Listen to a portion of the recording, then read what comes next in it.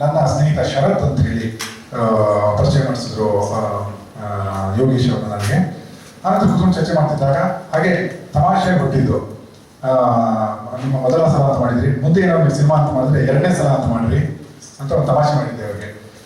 ಅದು ಹಾಗೆ ನಿಜ ಆಗಿ ಎರಡನೇ ಸಲ ಅನ್ನೋ ಒಂದು ಟೈಟ್ಲ್ ಉಳಿಸ್ಕೋಬೇಕಾಗಿತ್ತು. ಏನಾಯ್ತು, ಅನಂತರದ ಮುಂದಿನ ಹಂತಗಳಲ್ಲಿ ನಾನು ಅವರು ಮಾತಾಡ್ತಿದ್ದಾಗ ನನ್ನ ಕಥೆಗಳನ್ನ ಕೇಳಿದ್ರು. ಒಂದು ಕತೆ, ಒಂದು ಲವ್ ಸ್ಟೋರಿ ಬೇಕು ನನಗೆ ಅಂತ ಹೇಳಿ. ನಾನು ಲವ್ ಸ್ಟೋರಿ ಇದುವರೆಗೂ ಕೊಟ್ಟಿರಲಿಲ್ಲ. ಏನಂದ್ರೆ ಹೊಸ ರೀತಿಯ ಕಥೆಗಳನ್ನ ಕನ್ನಡಕ್ಕೆ ಕೊಡಬೇಕು ಅಂತ ಹೇಳಿ ಮಠ ಅಂತ ಡೈರೆಕ್ಟ್ ಅಂತ ಚಿತ್ರಗಳನ್ನ ಕೊಟ್ಟೆ. ಲವ್ ಸ್ಟೋರಿಯ ಪ್ರಯೋಗಗಳನ್ನ ಇಟ್ಕೊಂಡಿದ್ದೆ ಒಂದೊಂದಿನ ಮಾಡೋಣ ಅಂತ ಹೇಳಿ. ಯಾಕೆಂದ್ರೆ ಲವ್ ಸ್ಟೋರಿ ಮಾಡಕ್ ಬಂದಾಗ ಅದು ಬೇರೆಯ ಲವ್ ಸ್ಟೋರಿಗಳಿಂದ ವಿಭಿನ್ನವಾಗಿರಬೇಕು ಮತ್ತು ನಿರ್ಮಾಪಕನ ಸಹಕಾರ ಬೇಕಾಗುತ್ತೆ ಅದಕ್ಕೆ. ಸೊ ಆತನಿಗೆ ಒಂದು ಪ್ಯಾಷನ್ ಇರಬೇಕು ಲವ್ ಸ್ಟೋರಿ ಮಾಡೋದ್ರ ಬಗ್ಗೆ. ಯೋಗೇಶ್ ಅವರಿಗೆ ಅದು ಲವ್ ಸ್ಟೋರಿನೇ ಬೇಕು ಅಂತ ಹೇಳಿದ್ರು. ಆಗ ಆ ಕಥೆ ಓಕೆ ಆಯಿತು. ಆ ಕಥೆಗೆ ಸೂಟಬಲ್ ಆದಂತಹ ಎರಡನೇ ಸಲ ದಿ ಫಸ್ಟ್ ಲವ್ ಅಂತ, ಎರಡನೇ ಸಲ ಮತ್ತು ದ ಫಸ್ಟ್ ಲವ್ ಹೇಗೆ ಮಿಕ್ಸ್ ಆಗುತ್ತೆ ಅನ್ನೋದನ್ನ ತಲೆಯಲ್ಲಿ ನೋಡ್ಬೇಕಾದ್ರೆ ನನ್ನ ಕಥೆಯನ್ನು ಈ ಅಂತ ಹೇಳಿ ಬಿಟ್ಕೊಡಕ್ಕೆ ಇಷ್ಟಪಡಲ್ಲ. ನಂತರ ಮತ್ತೆ ಏನಾಯ್ತು, ಮಠ ಮಂಜುನಾಥ ತುಂಬ ಒಳ್ಳೆಯ ಪ್ರತಿಕ್ರಿಯೆ ಸಿಕ್ಕಿತ್ತು ನನಗೆ. ಡೈರೆಕ್ಟರ್ ಸ್ಪೆಷಲ್ ಒಂದು ವರ್ಗವನ್ನು ಅಷ್ಟೇ ತಲುಪಲಿಕ್ಕೆ ಸಾಧ್ಯ ಆಯಿತು. ತುಂಬ ದೊಡ್ಡ ಮಟ್ಟದ ಯಶಸ್ಸು ಅಂತ ಅನಿಸ್ಕೊಳ್ಳಿಲ್ಲ ಅದು. ಹಾಗಿದ್ದಾಗ ಇದೇ ತಂಡದಿಂದ ನನ್ನ ಜೊತೆ ಕೈ ಜೋಡಿಸಿದ ಸೇಮ್ ತಂಡದಿಂದ ರಿಸಲ್ಟ್ ಕೊಡಬೇಕು ಅಂತ ಹೇಳಿ, ರಿಸಲ್ಟ್ ತೋರಿಸ್ಬೇಕು ಅಂತ ಹೇಳಿ ಒಂದು ಛಲಕ್ಕೆ ಎರಡನೇ ಸಲ ಮತ್ತೆ ತಂಡ ನಿಮ್ಮ ಮುಂದೆ ಕೂತಿದೆ. ಧನಂಜಯ್ ಆತನನ್ನ ನಾಯಕನಾಗಿ ಮತ್ತೊಮ್ಮೆ ತೆರೆ ಮೇಲೆ ತೋರಿಸ್ಬೇಕು ಅಂತ ನನ್ನ ಆಸೆ. ತುಂಬ ಒಳ್ಳೆಯ ಕಲಾವಿದ ಆತನಿಗೆ ನೋಡಿದ ಹಾಗೆ. ಮ್ಯೂಸಿಕ್ ಒಂದು ನಿರ್ದೇಶಕನಿಗೆ ಚಿತ್ರಕ್ಕೆ ಅವನ ಹೇಳಬೇಕಾಗಿರೋ ಕಥೆಗೆ ಒಂದು ಆತ್ಮವನ್ನ ಚೇತನವನ್ನು ಕೊಡುತ್ತೆ. ಡೈರೆಕ್ಟ್ ಸ್ಪೆಷಲ್ ರೀ ರೆಕಾರ್ಡಿಂಗ್ ತುಂಬ ಒಳ್ಳೆಯ ಹೆಸರು ಬಂತು. ಅನೂಪ್ಗೆ ತುಂಬ ವಿಶೇಷವಾಗಿ ಮಾಡಿದ್ರು ಅನೂಪ್ ಅದನ್ನ ರೆಕಾರ್ಡಿಂಗ್ ಇದನ್ನ. ಇದರಲ್ಲಿ ಈ ಚಿತ್ರ ಕೂಡ ಲವ್ ಸ್ಟೋರಿ ಆದ್ರಿಂದ ಮ್ಯೂಸಿಕಲ್ ಕೂಡ ಆಗಿದೆ.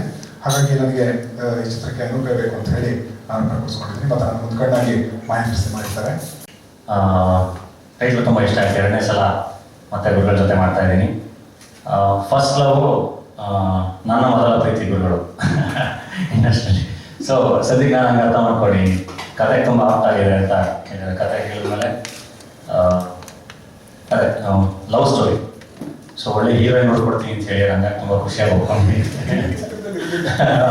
ಡೈರೆಕ್ಟರ್ ಸ್ಪೆಷಲಲ್ಲಿ ವಿಲಾಸ ಹಾಗಾಗಿ ಸರಿ ತುಂಬ ಚೆನ್ನಾಗಿರೋ ಒಂದು ಹೀರೋಯಿನ್ ಹುಡುಕ್ತೀನಿ, ಕನ್ನಡ ಹುಡುಗಿನೇ ಹುಡುಕ್ತೀನಿ ಅಂತ ಹೇಳಿದ್ದಾರೆ. ಹಾಗಾಗಿ ತುಂಬ ಕಾತರದಿಂದ ಕಾಯ್ತಾ ಇದ್ದೀನಿ ಸಿನಿಮಾ ಶೂಟಿಂಗ್ ಶುರು ಮಾಡಿ. Thank you. ನಮಸ್ಕಾರ ಎಲ್ಲರಿಗೂ. ಗುರು ಸರ್ ಬರ್ತಿದ್ದಂಗೆ ಎರಡನೇ ಸಲ ಅಂತ ನೋಡಿದೆ. ಗುರು ಸರ್ನೇ ನಮ್ದು ಮೂರನೇ ಸಲ ಅಂದರು.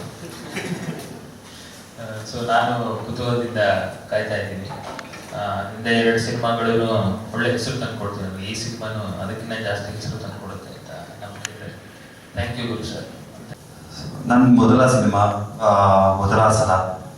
ಸೊ ಒಂದು ಒಳ್ಳೆ ಸಿನಿಮಾ ಕೊಟ್ಟಿದ್ದೀನಿ ಅಂತ ನಾನು ಅಂದ್ಕೊಂಡಿದ್ದೀನಿ. ಸೊ ಮೀಡಿಯಾ ಫ್ರೆಂಡ್ಸ್ ಕೂಡ ಅದನ್ನ ಹೊಗಳಿದ್ರು, ಒಳ್ಳೊಳ್ಳೆ ಕ್ರಿಟಿಕ್ಸ್ ರಿವ್ಯೂಸ್ ಇತ್ತು. ಮೊದಲ ಸಲದಲ್ಲಿ ಅದು ಕೂಡ ಮೊದಲ ಸಲ ಫಸ್ಟ್ ಲವ್ ನೆವರ್ ಎಂಡ್ಸ್ ಅಂತ ಟ್ಯಾಗ್ಲೈನ್ ಕೊಟ್ಕೊಂಡು ಬಂದಿದ್ವಿ. ಅದು ಕೂಡ ಮೊದಲ ಸಲ ನಾನು ಮೀಡಿಯಾ ಫ್ರೆಂಡ್ಸ್ಗಳು ನನಗೆ ಕೇಳಿದ್ರು, ಮೊದಲ ಸಲ ಟೈಟಲ್ ಹೆಂಗೆ ಔಟ್ ಆಗುತ್ತೆ ಅಂತ ಸಿನಿಮಾ. ಸೊ ಸಿನಿಮಾ ಕಥೆಗೆ ಅದು ಸಿನಿಮಾ ರಿಲೀಸ್ ಆದಮೇಲೆ ಗೊತ್ತಾಯಿತು, the title it was very relevant to the movie ಅಂತ, ಮೂವಿ ಸ್ಟೋರಿ. ಅದು ಕಂಟಿನ್ಯೂಷನ್ ಜರ್ನಿಯಾಗಿ ಎರಡನೇ ಸಲ ಮಾಡಕ್ಕೆ ಹೊರಟಿದ್ದೀವಿ ಗುರು ಸರ್ ಜೊತೆ. ಸೊ ಇದರಿಂದಾಗಿ ಒಂದು 7-8 months ಬ್ಯಾಕ್ ಅವ್ರು ನನಗೆ ಒಂದು ಕತೆ ಹೇಳಿದರು, ಒಂದು ಲವ್ ಸ್ಟೋರಿ. ಆ ಸ್ಟೋರಿ ನಾನು ಕೇಳ್ತಿದ್ದೆ, ಇಂಪ್ರೆಸ್ ಆದೆ. ಸರ್ ನನಗೆ ನೀವು ಮಾಡಿಕೊಡಿ, ಈ ಸಿನಿಮಾ ನಾನು ಪ್ರೊಡ್ಯೂಸ್ ಮಾಡೋದು ರೆಡಿ ಇದ್ದೀನಿ ಅಂತ ಅವ್ರಿಗೆ ಗುರು ಸರ್ ನನಗೆ ಹೇಳಿದೆ.